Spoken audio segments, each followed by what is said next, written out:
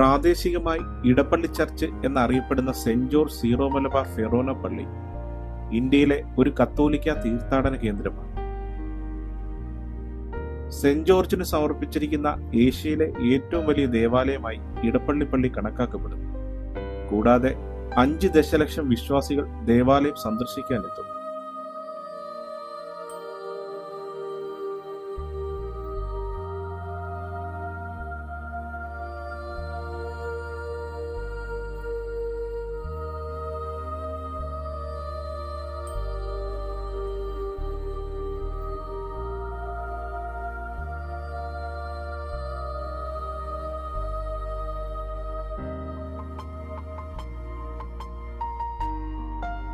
ചരിത്രകാരന്മാരുടെ അഭിപ്രായത്തിൽ മാർത്തോമാ ശ്ലീഹ കേരളത്തിൽ സ്ഥാപിച്ച 7 പള്ളികളുടെ നിർമ്മാണത്തിന് തൊട്ടു പിന്നാലെ 6-ാം നൂറ്റാണ്ടിലാണ് ഇടപ്പള്ളി പള്ളി നിർമ്മിക്കുന്നത്.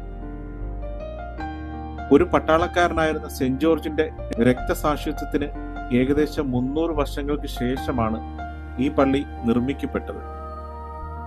AD 593 സ്ഥാപിതമായി എന്ന് കരുതപ്പെടുന്ന ഈ ദേവാലയം കേരളത്തിലെ ഏറ്റവും പഴക്കം ചെന്ന പള്ളികളിൽ ഒന്നായി കണക്കാക്കപ്പെടുന്നു.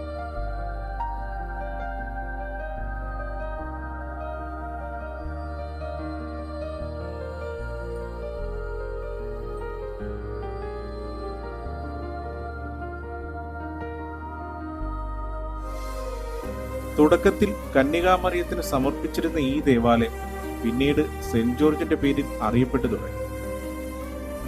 വളർന്നു വരുന്ന സഭയെ ഉൾക്കൊള്ളുന്നതിനായി AD 1080 യഥാർത്ഥ പള്ളിയോട് ചേർന്ന് ഒരു വലിയ പള്ളി നിർമ്മിക്കപ്പെട്ടു. ഇന്ന് ഈ ദേവാലയം ഒരു ആരാധനാ ചാപ്പലായി ഉപയോഗിക്കുന്നു. കൂടാതെ വർഷം മുഴുവനും നിരവധി സന്ദർശകരെ ആകർഷിക്കുന്നു.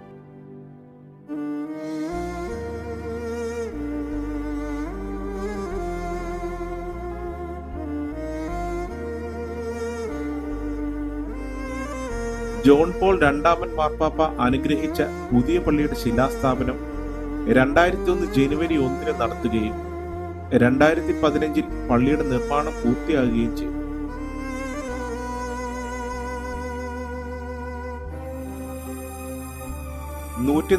അടി ഉയരമുള്ള അഷ്ടകോണാകൃതിയിലുള്ള പള്ളി 88,000 ചതുരശ്ര അടി വിസ്തീർണമുള്ളതും ഇന്ത്യയിലെ ഏറ്റവും വലിയ പള്ളികളിൽ ഒന്നുമാണ്. യൂറോപ്യൻ കേരളീയ വാസ്തുവിദ്യകൾ സംയോജിപ്പിച്ച് നിർമ്മിച്ചിരിക്കുന്ന ദേവാലയത്തിന്റെ മദ്ബഹ പൂർണ്ണമായും തേക്കിൻ തടിയിൽ നിർമ്മിച്ച് ഇറ്റലിയിൽ നിന്ന് ഇറക്കുമതി ചെയ്ത സ്വർണ്ണ ഫോയിൽ കൊണ്ട് പൊതിഞ്ഞിരിക്കുന്നു. യേശുവിന്റെ പുനരുദ്ധാനത്തെ ചിത്രീകരിക്കുന്ന ബലിപീഠം വിയറ്റ്നാമീസ് മാർബിൾ കൊത്തുപണികളാൽ ചുറ്റപ്പെട്ടിരിക്കുന്നു.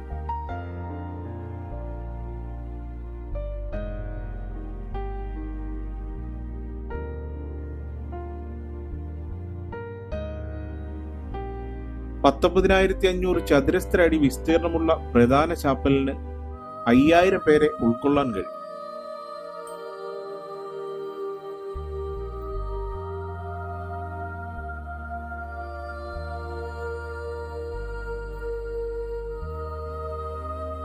മൂന്നാഴ്ചയോളം നീണ്ടു നിൽക്കുന്ന ഇടപ്പള്ളി പെരുന്നാളിൽ പങ്കുചേരാൻ പല ഭാഗങ്ങളിൽ നിന്നും നാനാജാതിയിൽപ്പെട്ട ലക്ഷക്കണക്കിന് ആളുകൾ എത്തിച്ചേരും. മെയ് 3-4 ദിവസങ്ങളിൽ വിവിധ വാദ്യമേളങ്ങളുടെ അകമ്പടിയോടെ ആഘോഷങ്ങൾ കൊഴുക്കുന്നു. പിന്നീട് നാലങ്ങാടി പ്രദക്ഷിണവും വിശുദ്ധ ഗീവർഗീസ് സഹദായുടെ തിരുസ്വരൂപം എഴുന്നള്ളത്തും നടക്കുന്നു.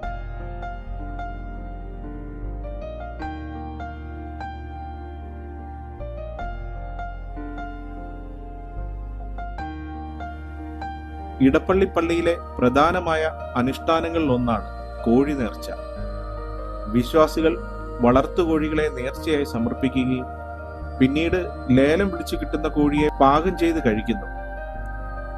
കൂടാതെ കോഴിമുട്ട, സ്വർണത്തിലും വെള്ളിയിലും നിർമ്മിച്ച മനുഷ്യ ശരീര ഭാഗങ്ങൾ എന്നിവ നേർച്ചയായി നൽകും.